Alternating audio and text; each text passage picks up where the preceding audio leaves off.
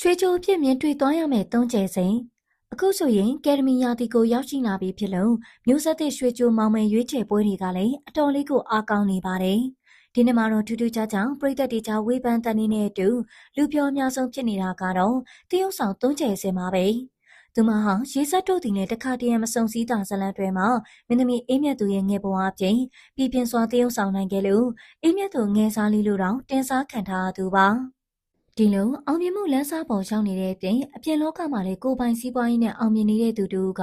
ရွှေကြိုပြိုင်ပွဲကိုဝင်ပြိုင်တဲ့အခါမှာတော့မျက်နှာသစ်လူငယ်တွေရဲ့အခွင့်အရေးကိုလူယူတယ်လို့ဖြစ်မနေဘူးလားဆိုတဲ့ဝေဖန်မှုတွေထွက်ပေါ်လာခဲ့ပါတယ်။ဒီဝေဖန်မှုတွေနဲ့ပတ်သက်ပြီးတုံးကျဲစင်ကတော့သူမဇလန်တွဲတစ်ခုမှသာပါဝင်ပူသေးတဲ့တက်သစ္စာတရုတ်ဆောင်တူသားဖြစ်ကြောင်းနာမည်ကြီးနေသူမဟုတ်ပဲအမှုပညာလမ်းကိုအခုမှစတင်ရှောက်လန်းနေသူသားဖြစ်ကြောင်းနှိမ်ချစွာပြန်လည်ဖြေရှင်းထားပါတယ်။